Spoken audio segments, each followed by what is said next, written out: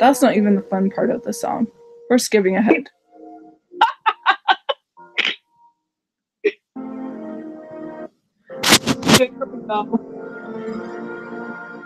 There we go. Fun part.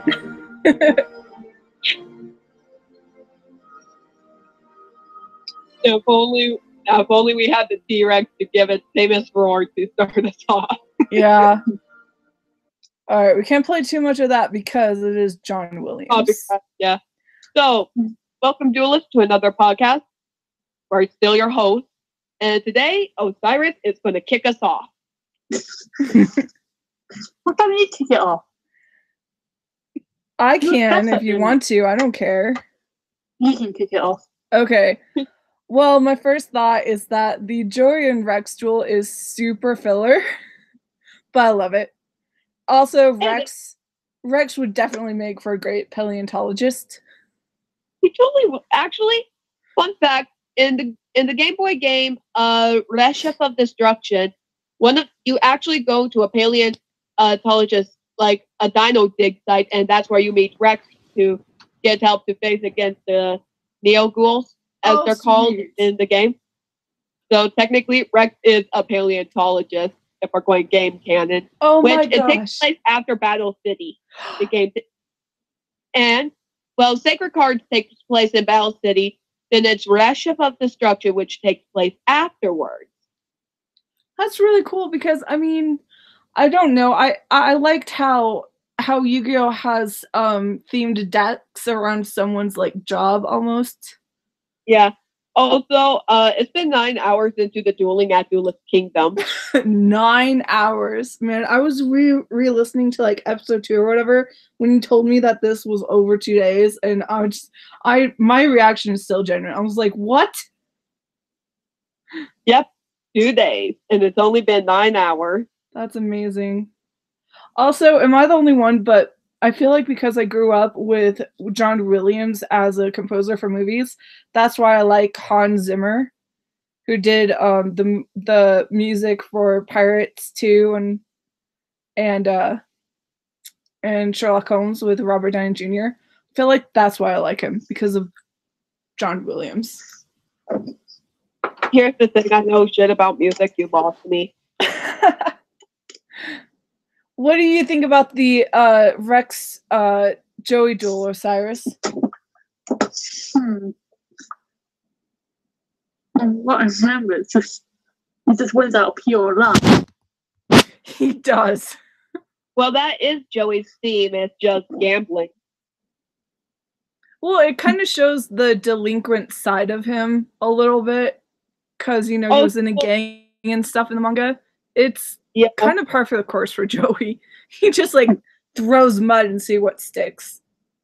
Yeah, speaking of Joey, so as we know, he's trying to find his next opponent. He finds this random kid, and the kid sees Yugi behind Joey and goes, "That guy with you, he's Yugi, right? I'll pass. I don't want to have to fight Yugi next." He goes for it. He's like no. You know what? The funniest thing, though, is, like, Yugi has only, like, he hasn't done any professional dueling. You know, this is, like, his first professional thing ever. And he, like... regionals in the sub. No. No, I'm not talking about Joey. I'm talking about Yugi. Oh. Yugi was in the regionals as far as we know. Oh, yeah, he declined doing regionals because he said he wanted to face Kaiba off in a fair duel. Right. He wasn't going to participate in any tournaments unless Kaiba was in there and he faces him off. Right. And the only reason why I went for Duelist Kingdom was because of Grandpa and Pegasus being a dick. That's about it. Yep. But I was onto something. But yeah, like I mean, presumably Yugi's only had 8 years of training under Grandpa, and this is his first technically official tournament. And he only beat Kaiba once, and that was with the Zodiac, which he doesn't have anymore. And that kid is still afraid of Yugi.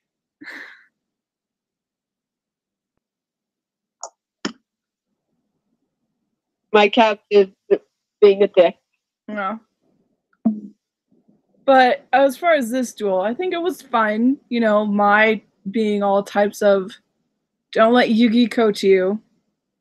Yeah, except she doesn't really. Hang on, give me one. Actually, she doesn't even set the term. This is what's said here. Yugi, I have a favor to ask you. This duel, I don't want you to give me any advice. Joey's the one who initiated that, That's not mine. interesting. And I wonder why they his changed reason that for the that- anime. Yeah, and his reason right here is this. It's pretty dumb of me, huh? In my mind, I'm yelling at myself, what are you doing, you idiot? Why'd you say that? Take it back. If I bet all my star chips in this duel and I lose, it's all over. I won't be able to save Serenity, but I want to win on my own. Yeah. So if I can win, Serenity can win too. Yeah. I think this is more or less a friendship episode and a character Development moment. episode. Yeah, development. Yeah, that's basically what it is. Like the duel doesn't really matter. Yeah. And that duel takes an episode and a half. Huh? And finally, Yugi gets back control because remember, throughout the entire duel, Kingdom Manga has was in control. I'm still not entirely certain about that. I think No, it wasn't 10 because this is what they said. Yugi's back to normal. Whatever. Because because I'm the manga person, in season 0 of Death Sea, that was when Taya and Joey officially met Atem. Well, the other side, and then the entire group got to him in the Dungeons and Dragons game. Right. Well, and that's coming up. That's like a 2 episodes from now. But since I've only ever seen the anime and I've seen the dub, like I'm only going by the anime, and I know a little bit about the manga, but I'm just like, yeah we still get Yugi's voiceover when he's Atem, but Atem's voice. So I don't know. Okay, that does the cat get over here. What about you, Osiris? Trying to think why he had his voice in the first place and how it switched. Yeah, I don't know why they do that. I mean, no, actually, I know why, because they're 2 separate characters, technically. That does make sense. This is the punishment hug, Fred. You do not get to enjoy the punishment hug. Since this is an audio podcast and only people can see me on the live stream, my girlfriend here is punishment cuddling the cat. Who's named Fred. Because Fred decided to be a little brat today. Yeah. Well, okay, so anyway, Mai is throwing a hissy fit because she hates losing.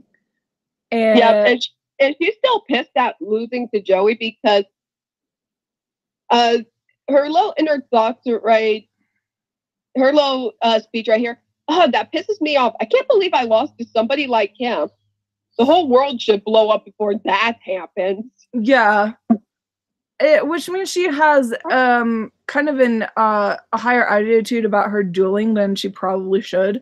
Because whenever I duel on Duel Links, I look at it as how much better am I getting? How bad am I? You know, what can I take away from this duel? And she's not taking shit away from the duel. She's just kind of like, I can't believe he beat me. And in the dub, Joey is still like learning. He's only had like 1 month. And we've combined canon, so he's like 8th in the regionals. Yep, he's 8th in the regionals in the Japanese sub of the show. Right, and that's the only reason why we're combining it. We actually get to see Pegasus' goons with guns and what. I was watching the last live stream we did for this, and I was like, we got to the part with the guns. I was like, yeah, I was thinking about that for a while. I was like, yeah, that still doesn't make any sense in America. We're so used to guns. Everything had guns. Yu Yu Hakusho had guns. It was a spirit gun and it came from his finger, but it was still a gun, technically. Yeah. It was I don't know. I for kids, know it's so very lame. little about Yu Yu Hakusho other than what my friend told me and the one volume that I have. I just know it's about this guy who died and he comes back to life sort of with magical spirit powers and he has to take care of it. From what I remember, he kind of got like I don't know, was some type of probation or job or something with Botan. Or he didn't want to like die. I don't know. There was some really weird thing going on, but he died saving a kid. And then he like gets that I remember. Yeah. The kid went to the street and he got the kid out only to get hit by a car end. Yeah, which was interesting because usually your protagonist does not die in the first episode of an anime. Unless you're Goki. Right, exactly. And Fred now wants to read my book apparently because he keeps headbutting it. Just pet him or something. Yeah, Yu Yu Hakusho is one of those 90s animes that is great. And, you know, but you haven't gotten to the part where the kitsune almost died and got reborn into a human by possessing a fetus of a pregnant woman. Who then that seems like a wild start to finish right there. And then she birthed the baby. So yeah, the baby's alive, but the spirit of the kitsune is in there. So Kurama gets to have magical powers in the human body. And when he gets super powerful, he has like 3-ish tails or something. And then he is like an assassin. Yeah, it's ridiculous. But we're not talking about Yu Yu Hakusho. We're talking about Yu-Gi-Oh! And Joey, he's even worried. He's like, oh no, that's the other Yugi's gone. I'm actually worried. Atem's like, well, you don't need me anymore. I'm gonna fuck off to the puzzle. And Joey's like, no way, come back, I need you. Yeah. Well, in the dub anime, Joey goes for Mai's things. Well, actually, we got to get to the part. So Mai's throwing her hissy fit, and then she meets Rex, and then she's like, oh yeah, I'll do you, but you have to duel Joey first. So, you know, Rex like, okay, fine, whatever, because Joey's easy pickings. And obviously Mai told him all of Joey's strategies so far. It's only the 11th episode, so he doesn't have much. Except for his combo with the baby dragon and the time wizard. Mm-hmm. Meanwhile, we find out that Tristan is also into duel monsters. Yeah, because we see that Joey's like, hey, some moron lost all his cards here. And Tristan's like, back the hell off, bitch. Yeah, those are my cards, thank you. And he lets Joey borrow one of them. Lava Battle Guard, I believe. Yeah, it was Lava Battle Guard because Joey has like Swamp Battle Guard, so it's like Swamp Battle Guard and Lava Battle Guard. You know, because one's green, the other's red. And they are supposed to work good together. Tayl's like, oh, they remind me of you, lunkheads. And that's kind of like foreshadowing to the Bakura episode. Yep. But anyway, so they fight. And then Mai comes around. I'm just giving a summary. If you guys want to jump in, go ahead. Sorry, I was trying to find a specific page. Okay. Was there anything you wanted to comment on, Osiris? No. Okay. No, I can think of at the moment. Do have one comment on this page here. Mm-hmm. What volume are you on? Just so that the people know. Yugi was about to tell Joey about the time wizard. What volume is that? Again, volume 2. Okay, volume 2. Okay. And Atem actually intervened. Don't say anything to Jinochi. We can't interfere in this battle. But if this goes on, Jinochi will. No, if we rescue him from this situation, that's when Jinochi will truly lose. For Jinochi, this is a battle against himself. Mm-hmm. The only thing we can do is watch. We must watch the courage of Jinochi, who drove himself into a corner and took this challenge on his own free will. And besides, look at his eyes. Those aren't the eyes of somebody who's given up the fight. And another thing I'd like to point out is, so if you remember in the anime, and they even do this here, but supposedly dinosaurs are weak against fire-based monsters. Yeah, that's right. Not that Joey knows that yet. Yeah. Now, a little interesting thing is some of the older Yu-Gi-Oh games, and this is coming from me who played Reshif of Destruction, which destroyed with the very soul of my being. Played more than I have. Yeah, but these games had a very unique way of dueling other than attack point. They had this thing called the elemental rock, paper, scissors. And this is coming from memory. Water beats fire, fire beats grass, grass beats wind, wind beats earth, earth beats thunder, thunder beats water. And in the dark and light attributes, fiend beats dark beats light, light beats fiend, fiend beats dream, dream beats dark. So if we were to put these attributes into play, like what they did with Joey and Rex, technically, because the Dark Magician is a dark attribute and the Blue Eyes White Dragon is a light attribute. Oh, duh. The Dark Magician should have won. Right. Right. Yeah. Okay, that makes sense. I didn't know that. Gosh. Shows how much I know, right?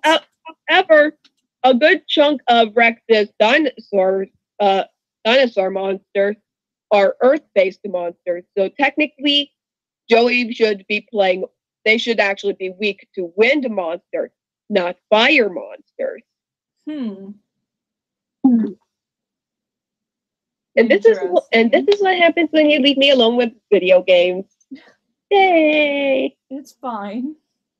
Which is good because I brought in some new knowledge. Yeah, but because I didn't even know that. But is that like even put into the real game when you play, or is that just a video game? I think it's just for the Game Boy thing, but they do keep to the canon stuff, like and even bring in some some things from like the series itself, because it, like I said, the Sacred Cards takes place during Battle City. It has all the Battle City lores in it. We meet Ryu. We see him turn into Bakura when we get to the finals or near the finals. We're actually dueling the rare hunters.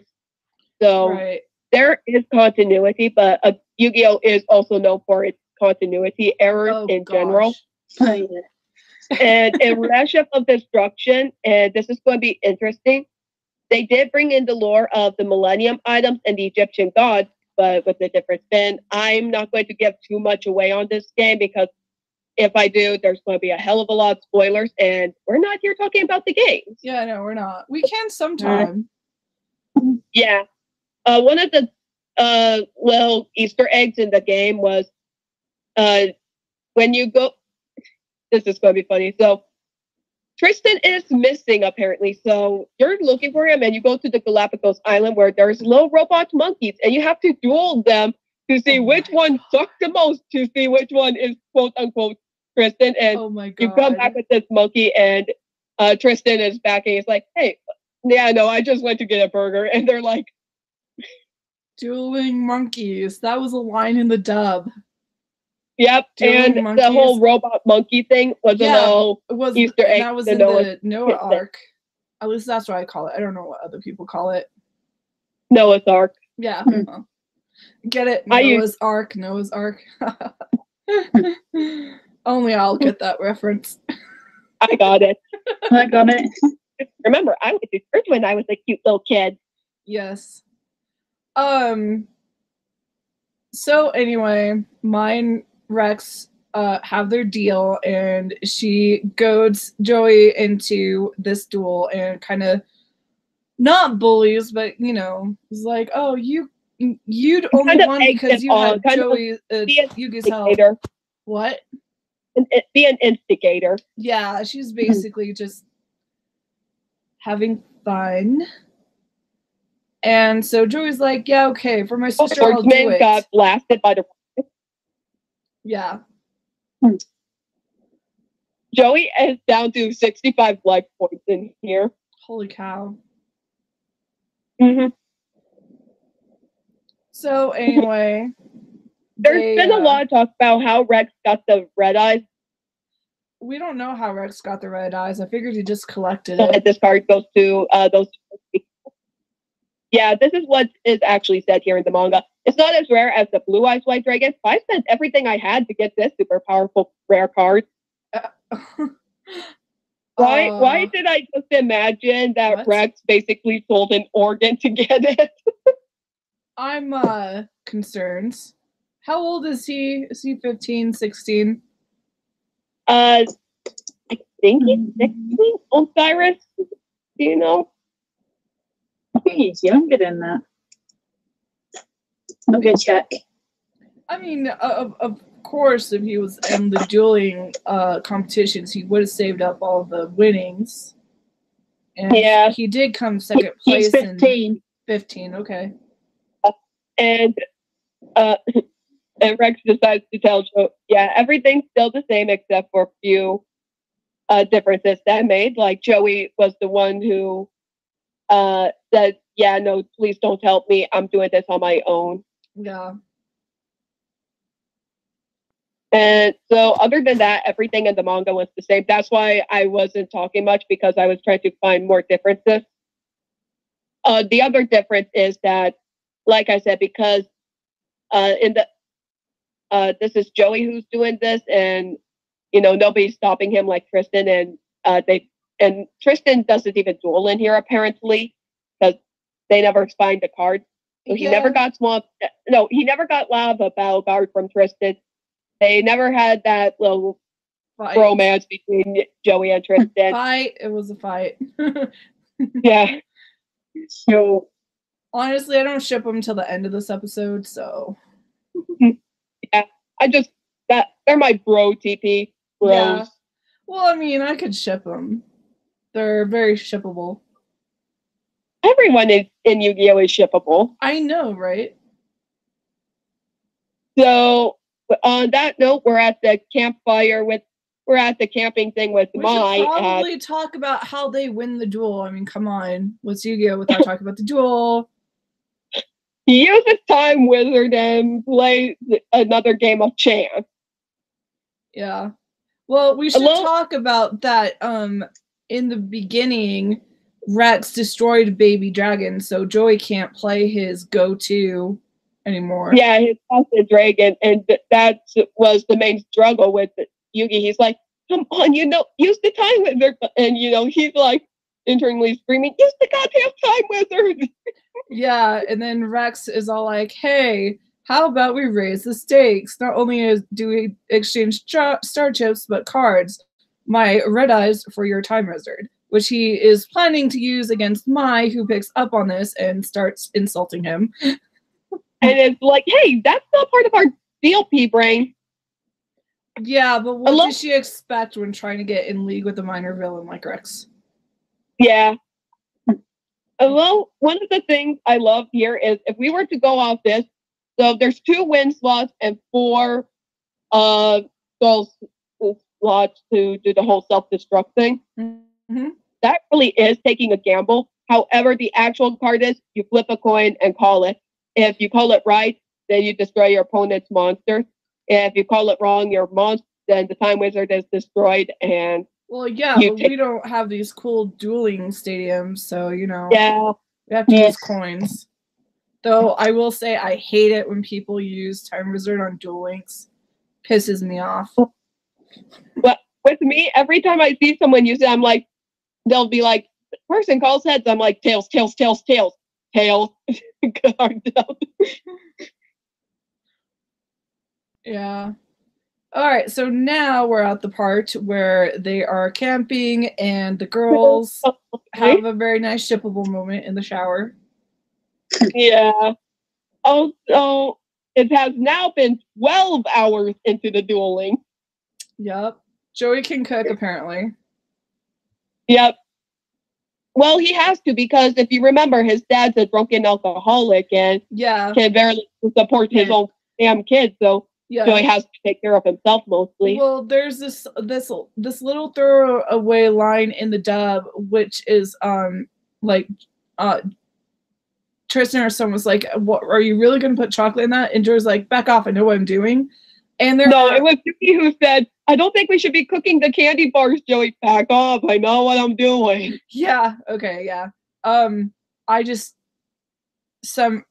like kind of skipped through the episode last night before bed, But anyway, there are some recipes that actually do have chocolate, and in Black Butler or Kuroshitsuji, depending on who you are, there's a recipe for curry that actually has chocolate in it.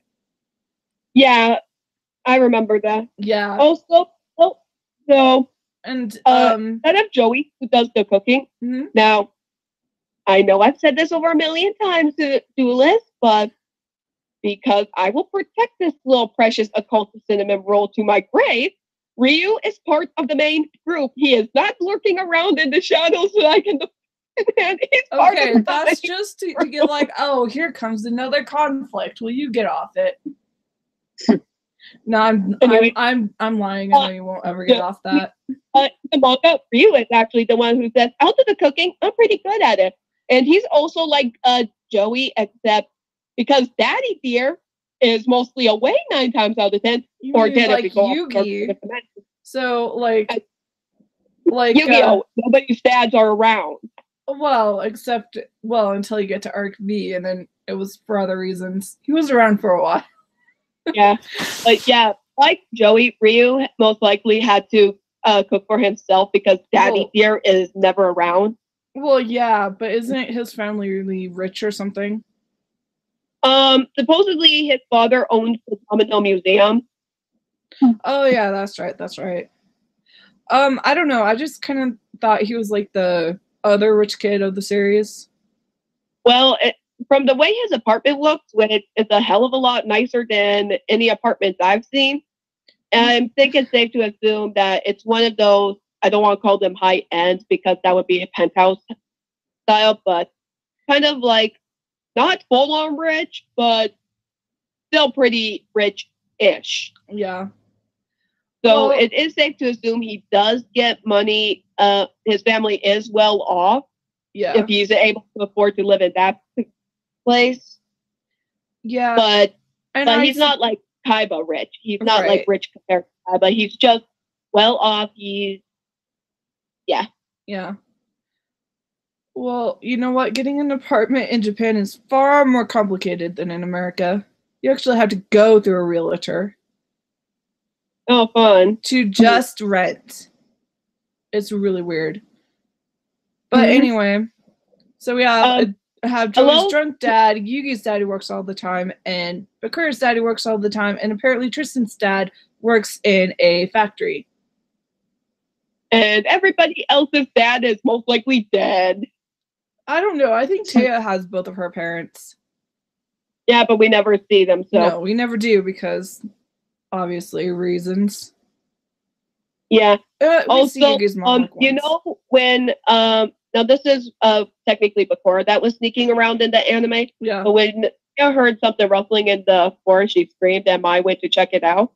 Now this was censored in the dub, but Yugi and Joey kind of like inched to the shower and like, what's wrong? Is everything, like that? Yeah, I don't want to say fake, but they were like, hey, do you guys need us in there to help out or something? I thought Yugi was putting them back. What was that again? Just because I lost it. Yugi was putting both Joey and Tristan back. Oh yeah, he wasn't he? Yeah. I mean, for a kid who watches porn, he is rather respectful of women, so that's nice. Yep. And also, shower scene. I'm sorry, I love Mai and Taya together. They're cute. I mean, Mai's being a big sister, and Taya's like, the mother hen. Yeah. Well, I mean, all of her whole friend group is boys. There's not another girl among them. Yeah, and she says this repeatedly in the anime. I need more female friends. Yeah, and then when we do get to females, they just treat Yugi like he's some type of meat on a hook, which annoys me. Technically, she does have a female friend. If we go off of season 0 of the anime, the one that aired in Japan with Cho or something. Misako. Yeah. And that was Tristan's crush. And we saw how well that went. Yeah, well, we're way past that. I'm just saying it's like when we do get more female duelists in this episode, they're not friends with Taya. I mean, you can kind of I would count Rebecca more as an acquaintance of Taya's, like they get on, but they're not like chummy with each other. Yeah, and my Valentine before she became a duelist. Now I know they say something similar to this in the dub, but of course, being the whole censorship. Basically, Mai used to be a casino dealer on a cruise ship. Really? Oh, that's so cool. Yeah, because they never alluded to what type of job she had before. Yeah, the only way you can tell it, the only way you know she was a dealer in if you were watching the dub is you look around their surroundings, like the background, you can clearly tell she's in a casino setting. Oh, okay. So that's why I said they don't outright say it, but if you pay attention to the background and the surroundings, you can tell that she is in a casino setting. Okay, okay. Well, that would make sense then how good she is with cards. Yeah, and this is what is said here. I've seen hundreds of boring men flashing their money to get with me. I get them to put down a lot of money, and beat them with my aroma tactic. I started to hate people more and more. I made a lot of money, but I got sick of it, so I quit. And then she met this teenager. So her aroma strategy stemmed from her card dealings on the ship. Oh, interesting. That makes sense, though, now. Mm-hmm. Then she met Joey, and then she has to wait till he is of age. But because I don't know, I always think she's in her 20s. Yeah. So it's like, and a little thing, even though she said she was in for the money and all, this is what she's saying to Taya. I didn't come to this island just for money, not out of pride either, the pride of a duelist or a woman. It's more like I want to find the things I used to cherish a long time ago. It's strange. When I see you guys, it makes me remember. So, Maya's 24. Maya's 24? Wow. Yeah. Hey, I'm only 1 year older than her. That's depressing. All of her friends are teenagers. This is wrong on so many levels. Also, you know when I went off to like on that cliff area and Panic dragged her off? Ugh. Well, it's a lot worse in the manga. He breaks into the tent to kidnap her. She's like, here she is just lounging in the tent, and then enter Panic. God, Panic is such a dick. I bet he was in jail before Pegasus like paid someone off to get him out so that he could like kill Yugi, which he didn't do. I wouldn't be surprised. I wonder what happens to all of those assassins like after they lose a duel. Well, if you remember, in the second volume with the first assassin, which was the puppeteer of Doom, Yugi basically made him believe that his own puppet was coming after him to kill him, so he kind of went insane. I wonder if that's where Josh Whedon got that one episode idea for Buffy the Vampire Slayer. Because they had like this haunted ventriloquist doll, which was quote unquote the baddie of the episode, but then it turned out that it wasn't, and it was like something else, and there was like a guillotine involved, and someone almost got their head chopped off. I don't know. It was one of those episodes. Wow. Yeah, because I had to sneak watch Buffy the Vampire Slayer, and that was one I sneak watched one time, and yeah, I was so confused. And now everyone's like, all of the Buffy fans are yelling at me what episode that was. And I was like, that's not what happened. I was like, I'm not telling you that's what happened. I'm telling you what I remember. But yeah, Mai is pretty awesome. You know, I kind of like her reason in here, you know, where we get to see more of her. Brad, I mean, the 4Kids did an okay job of explaining her motives and stuff, but at the same time, you know, if we were to go off the original Japanese, you understand Mai more. You understand the characters more. So yeah. Even if the dub is very questionable at times, I think they did a good job with her. She at least got more of a character arc than some characters got. Yeah, and especially when you get to like season 4. Yeah, and going back to the Last Chef of Destruction, when you're tracking down one of the Millennium items in Domino, I believe, in Domino City, you actually go to a cruise ship, and when you go there, you see Jean-Claude Magnum harassing Mai, and she's like, I was gonna say that's where that dude came from, was because she did she was a card sharp on the ship.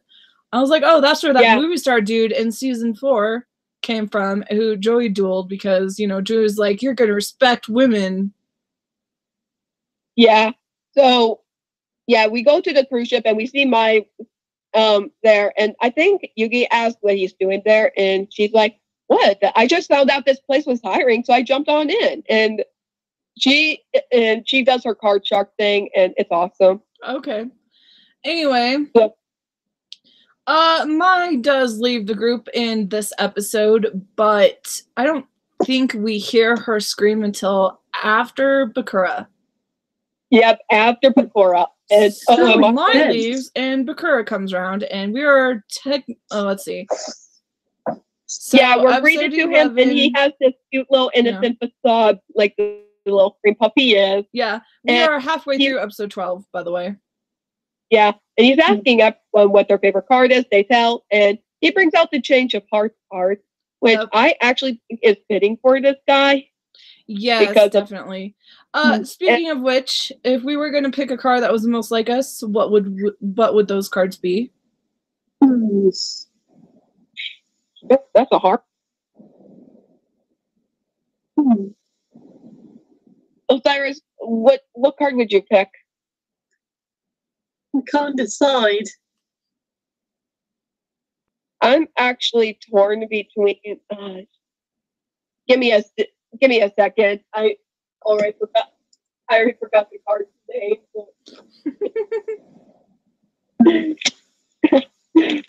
I'm sorry, we have to follow the theme of the episodes, guys. How dare you make this hard on us? That's my job. On my other. Oh. Okay. Give me a second.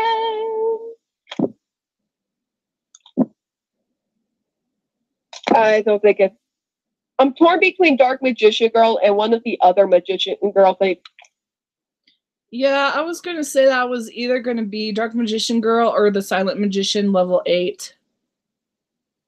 Yeah, I'm okay. Yeah, I'm either Dark Magician Girl or I think it's Apple Magician Girl. Oh, I love Apple. Oh, yeah, you know what? Oh my gosh, all those Magician Girls are great. Lemon Magician Girl reminds me of Lemonade. I need that card so bad. I love her. If I get a second one, you'll be the first to know. Well, thank you. If I get one, of course, I will gloat at you on Skype. Yep. Okay, my bad. I actually found a card that is more like me. And then I just went past it. Okay, here it is. Soprano, the Melodist Songstress. Unfortunately, they don't have, I'm pretty sure they'd have an alto somewhere, but back in high school, I was a soprano too. Sweet. So I think that card would be more fitting for me because I used to be in choir. Nice. You could make a sweet Zuzu deck with that card, because her deck is all musical type of cards. Nice. Yeah. What about you, Osiris? Did you think of one? Not really.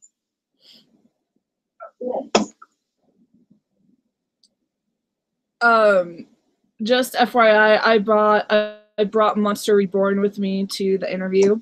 I didn't need it, but I was just like, I'm gonna bring a couple Duel Monster cards. And that card plays prominently in this episode at least twice, I think. Yeah. Yeah. Or as it was once called Reborn the Monster. Yeah, Reborn the Monster. This card is actually banned in competitions. Yeah, it is. Which doesn't make any sense, but okay. I think it's one of those two overpowered cards. There is another card that... Yeah, there's a Monster Reincarnation. Monster Reincarnation. Fortunately, you can use it, but at the same time, because it just brings the monster back into your hand, it can also bite you so hard in the ass. Yeah, but Yu-Gi-Oh is not known for actually going by card rules. Yeah. So Atem gets to bring people back from the graveyard, which I love the graveyard in this episode. Or let's see. Episode 11 was Rex and Joy. Episode 12 was half that duel and half the introduction of Bakura. Before we get the Bakura duel, bro. Yeah. You know how the dub, he does that weird little humming chant thing? Actually, in the Japanese sub, we hear a little... hang on. Give me one quick second. Let me get the thing. Oh. Yeah, because this when Bakura shows up while she's looking for that, I'm going to summarize. Okay. So this is actually what the group hears before the duel begins. Oh yeah, she's trying to shake her necklace of the ring, the Millennium Ring, and make it jingle, but it's not doing the jingle very well. We can't hear it. Yeah, so it jingles. But basically, this is all a setup. And I think it was Yugi who said this. He's like, wind chime? Or, he's like, what the hell? Then they see the ring, and then you see that look of terror on Yugi's. He's like, oh, hell. Yeah. Am I going to have fun with that Millennium Ring? So, really, the question here is Thief King Bakura part Zork, or has he been entirely consumed by Zork and therefore no longer exists? Then the character would just be Zork. That is a tough question indeed, because especially going by season 5, as well as Dark Side of Dimension. Right. I think Thief King was in the ring at one point, and after season 5, he was in there, but the ring was still corrupted by Zork. And I've said this in the Millennium Items thing, and we're going to redo this, so I'll probably say it again there. But if we go to the Grudge, and they said if a person who dies of great sorrow or anguish dies, a curse is born, and that fits the bill with the villagers of called Elna. And that's why some people were corrupted by the Millennium Items, because it fed off of the person's anguish. Pegasus was corrupted by the Millennium Eye because the spirits fed on his grief and caused him to do all this shit. Ah, I see. Okay, that makes a lot of sense. So I think and we even see because the ring was still pretty corrupt, and which was the worst of them, because I think that it held not only Bakura but Zork as well. And I think it was mostly Zork, but after season 5, Bakura probably went to the afterlife or got devoured by a myth, whichever one you want to go for. And Zork lingered there. So that's why Diva kind of turned into that weird cube thing. Yeah, the cube thing doesn't make any sense. They're just retconning season 5, which is fine, but I'm just like, you don't make any sense. Supposedly, the full, I don't know how true this is. I'm going to have to talk to people who seen the Japanese version of Dark Side of Dimension. Yeah. Supposedly, the whole Plana thing has to do with quantum physics. Oh, fun. Well, and me, you know stupid what? in that department. We might as well just start referring to Yu-Gi-Oh by Marvel time travel interdimension multiverse rules, because that's basically what's going on. Yeah. Well, especially if you go by Bonds Beyond Time, which is not an official quote unquote movie, because they were able to set the time stream back, but it's very Marvel like. Yeah. So basically, getting back to summary of the episode, Bakura, evil Bakura, brings them traps the gang souls into the millennium. Into the has a shadow game. He believes that the puzzle doesn't have a soul in it, which, okay, whatever. And he's surprised. Because he was surprised. He was like, "What the hell?" So this whole time, he has been operating on the fact that Atem has just died, apparently, and the evil Zork can do whatever the fuck he wants. Yeah. So anyway, and this is the other character's introduction to Atem, even though it's other Yugi or Dark Yugi. Also, speaking of the evil Bakura, now viewers, I know you can't see this, but Jill and Osiris, if you look right ahead, you see the Millennium Ring is embedding the spikes right into our little cream puff's chest to keep it on. Yeah, it's like we totally forgot this manga is technically a horror manga. Yeah, we have to have some, body horror in there. Yep, and our beautiful Spirit of the Ring says that now you can't take me off. Because of you, I finally found the bearer of the Millennium Puzzle. I decided to keep you as my permanent host. Well, that's... Well, a great idea. Yep. Really, doesn't work with backfire on that. Yep. Book. Oh, and let's not forget that apparently Zork or Evil Bakura, whatever his name is, also possessed Alexander the Great once upon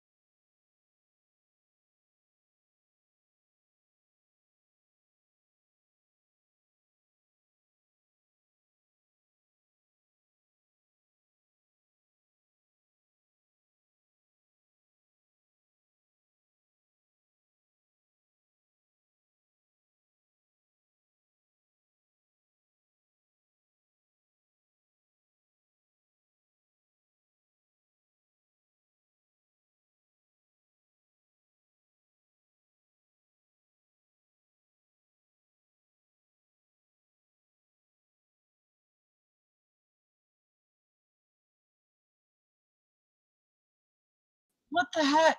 No, stop. What are you doing? I said save, you dumbass. Okay, well. Is my it's the camera on YouTube doesn't want to work, but it looks like the broadcast is still going. Whatever. Screw the camera. Yeah. Now, because this Arthur, will you just pick a side of the door and stay on it, you little bastard? Animal abuse.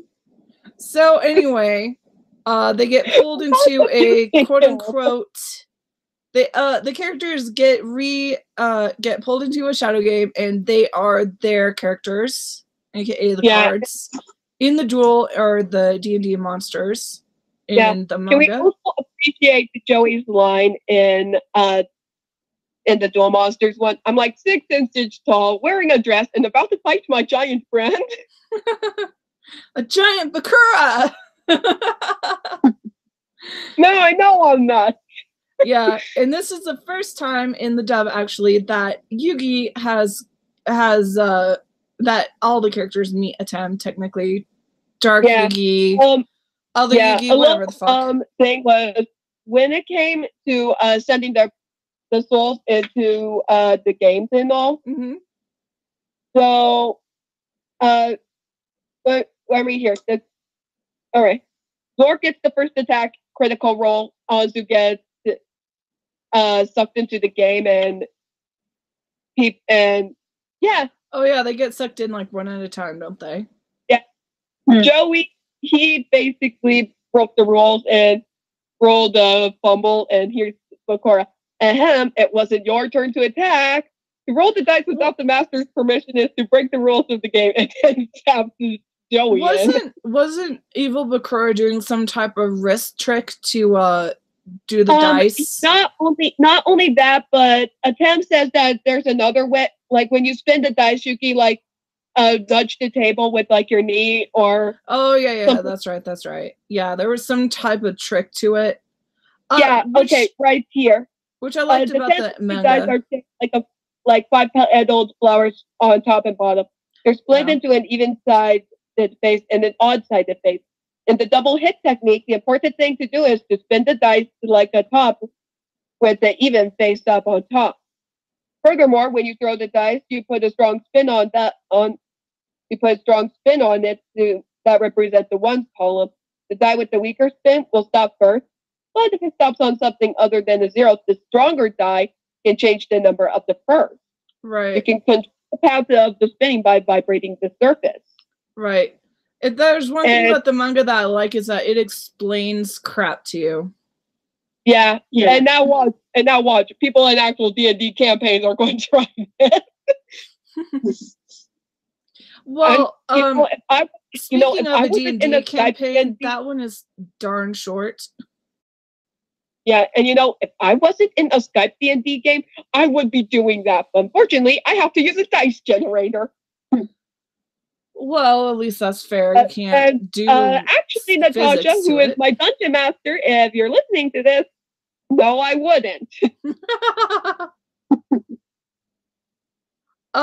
So anyway, it's Tristan. Tristan gets isn't it Joey? I'm pretty sure it's Joey who gets sent to the graveyard first. Tristan. Oh, it's Tristan. It's Tristan. Then okay. Atem plays Monster Reborn. Then to use the Grand Horn of Heaven, he sacrifices Joey, who gets sent to the graveyard. Then the Magician of Fate, which is Taya gets flipped, and the Magician of Fate's ability is to revive a magic card from your graveyard to your hand. Replays Reborn the monster, brings Joey back before the Reaper of Cards kills his sorry ass. Yeah, and Yugi is the Dark Magician, and he gets played, and he, in the anime at least, does an attack, and it sounds like, what the fuck are you doing? Stop it! I'm in charge. Yeah, and let's be real, he looks so adorable as the Dark Magician. So cute as the Dark Magician. I love it. I love it so much. So we have this, and people, and we've seen this flying around on Tumblr about people debunking some common misconceptions of the Yu-Gi-Oh character. And one of them is Yugi being this shy little cinnamon roll, this little. He watches porn and wants to see Taya's panties. That, and he's not a little weak thing. This is what he says in the manga when he's going against Bakura. Before that, Bakura, transfer my soul to my miniature too. I'll fight together with my friends on the board. If they're putting their lives on the line, then so will I. And that's when the other Yugi takes over. Yeah.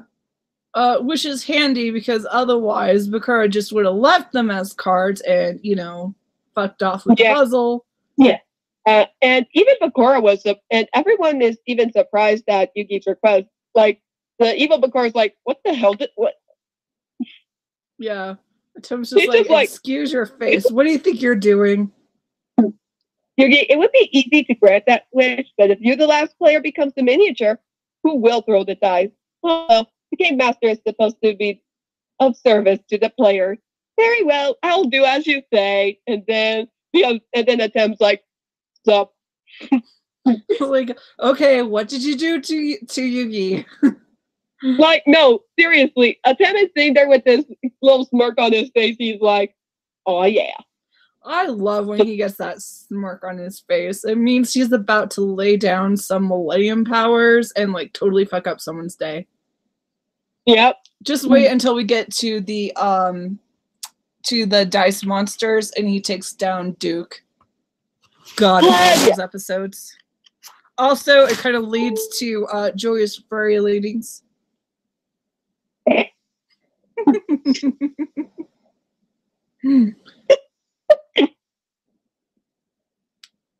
Let's just say that the Japanese are not shy about kinks. Dude, Yu-Gi-Oh! Is nothing but bonding. I know, right? I swear, that's how I got into it, was friggin' Yu-Gi-Oh! And when I go to a BDSM club, they're like, so, what first got you started in bondage? I'll be like, Yu-Gi-Oh! Have you seen this guy?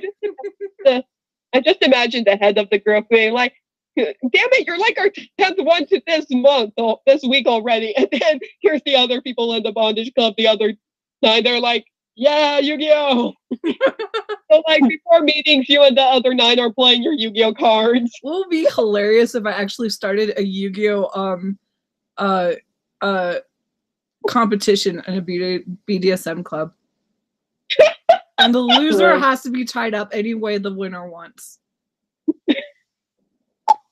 They have to do anything the winner wants. Of course, it has to be negotiated beforehand in terms, you know, agreed to, but whatever. Semantics. Like the way, yeah. So Atem wins.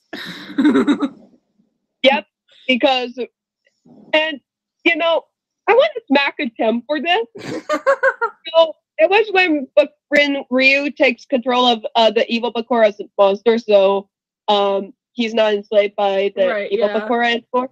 Yeah. Here, Atem's like, hey, I have a better idea. If the evil powers of the Millennium Ring can take souls out of people's bodies, maybe I can put people's souls back into their bodies with my Millennium. But it's like, why the fuck didn't you think of that earlier, you piece of shit? First of all, he was a pharaoh for like a week. Secondly, I doubt he was trained on what type of powers a Millennium item has, because I'm pretty sure that's where the private studies quote unquote comes into play. No. Well, like we're going off season 5, so he has been a pharaoh for like a week. But before that, when his dad was alive and in possession of the Millennium Puzzle, you know, we get like a line from Mahad or someone in that season that the items choose the people. So if the Millennium Puzzle chose Akin, whoever, then Atem wouldn't have been trained on the powers, because the puzzle wouldn't have worked for him until he became pharaoh and it chose him. You still could have learned what the hell they were. Yeah, but then he had to defeat Zork, and then he was in a tomb for like 5,000 years. Come on. Give the kid a break. He doesn't know shit. Because he wasn't able to learn shit. I will never give that kid a break. No, give him a break. That's bullshit. I mean, or he's my son. That's bullshit. I give the kid a little bit of grace, because, okay, evil Zork Bakura, whatever the fuck we're calling him, has had like a long time to practice his Millennium powers. Pegasus apparently didn't need to figure out how it worked, to just kind of happen for him. Actually, Shoddy kind of gives like a brief description. He's like the Millennium Eye. Right. So, I mean, honestly, I kind of feel like Atem's kind of been stuck in this corridor of rooms and doors that go nowhere, you know, labyrinth, you know, just without the goblins and David Bowie being sparkly. I know we're not going to get to this episode today, but still, look at how Atem takes care of Panic. Aw, yes. Oh my gosh. Panic episode's up next. I'm so excited.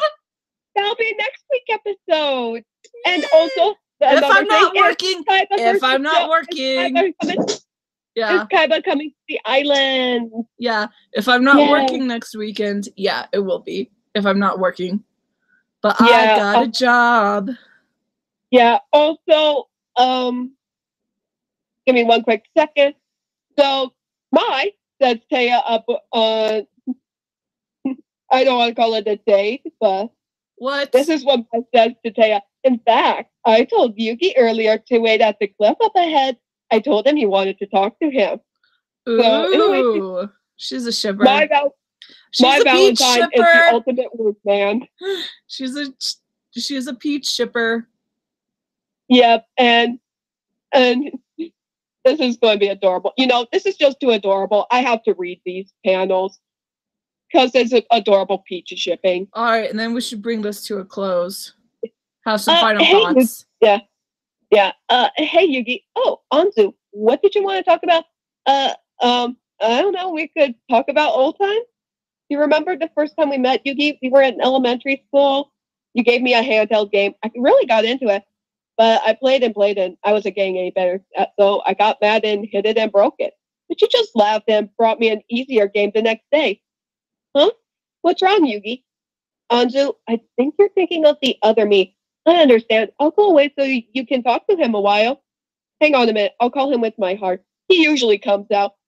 Stop, Yugi. It's okay. You don't have to call him. You're still you. Of course, that's first side, but never mind. It doesn't matter which side you are. It doesn't matter if your voice is deeper. It's all you, Yugi. You're just fine, just the way you are. And then they hold hands. Aw, now kiss. It's fucking canon. These two are canon. Yeah. Well, yeah, because I think the original manga artist or writer said that the end game for those two was peach shipping. So, like, they were going to get married and shit. I will go down with it. As I throw my phone. As a multi-shipper, I get to enjoy all the ships, so I'm okay with that. You know, that's the life of a shipper, is you don't have a single ship. You have a fucking armada. Yeah. I don't understand how people can just have one ship. All right, Osiris, you want to give us your final thoughts on these episodes?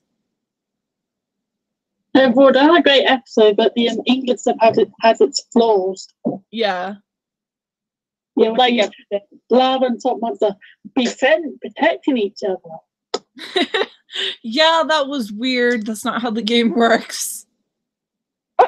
Yeah, and the Bakura one using Monster Reborn. Yeah, that's not how it works. But the manga one is cut straight to the point and it follows it through hard. Yeah. I do like the one when they turn into cards. It's kind of cool, but yeah, that one is fun. Yeah, it was neat seeing them as dual monsters. I'm not going to lie. I think Capsule Monsters did a hell of a lot better with joining your monsters and all, because when we see Atem / Yugi fuse with the Dark Magician, they have like this wicked cool armor thing going on. I love that. I love that so much. Also, they alluded to being tired and being exhausted, which the main series doesn't do like at all, and it pisses me off. Nope, because these little bastards have only been dueling for 12 full hours. I know. I would be emotionally exhausted after 5. I would have just probably go behind the official's back and be like, here, take my damn star chips. I can't take this anymore. Yeah, I know, right? Imagine, you know what, though? I know in the manga, Pegasus dies. In the anime, he doesn't. But imagine if he made Duelist Kingdom a regular type of dueling competition. Regular. Yeah, I mean, I feel like he totally missed out on that. That would have been hilarious. He probably would, just to stick to Nkaiba's face, be like, oh, if you join my tournament, there's a chance you'll probably... And because he's the creator of Duel Monsters, he could probably do something like this. If you win the first prize, you get these 3 new Blue Eyes White Dragons. Like, just to piss Kaiba off, who then has to go and bump off all those duelists. So he has 6 Blue Eyes. And the But, fourth yeah. one that is no longer playable because it's gotten ripped up was taped back together by Yu-Gi-Oh! Grandpa. Yeah, could you imagine if Pegasus created more blue eyes and he just sends them out to every duelist like, okay, one blue eyes to Rex Raptor, one blue eyes to Yugi, one to his weird blonde friend, His boyfriend. one to that Devlin boy. Actually, you know what? I really think Pegasus likes Duke Devlin. Not gonna lie, I think he really likes Duke Devlin. Yeah, I think so too. But yeah, I just imagine like in a fatherly way, not in a sexual way, in a fatherly way. Like, yeah. I just imagine Pegasus just making Blue Eyes White Dragon cards and just handing them out like cheap cigars. That would be hilarious. Well, all right, so in YGO, he was a father figure to all of his adopted children. Yeah, he was. We got to do YGO because that explains a bit more. Yeah. I like Pegasus after he gets the eye out, or when he's like not being evil, because he seems like a pretty cool dude. Like, not gonna lie. But you know, when he's evil, I'm kind of like, why? You don't need to be evil. Yeah, well, it also goes back to what I said, where I think that the Millennium items are actually the grudge type curse. Yeah, I think you're right. It makes sense, at least. All right, well, let's put this to a close because I have to go do stuff. And me, who didn't get to bed at 4 a.m., is very tired and I'm ready for bed. It's like the middle of the evening for me. 7:30. Well, then I say this is a good time to stop. Yep. I think we did good today. Yep. Hold on, let me stop it. At least we did. Hold on.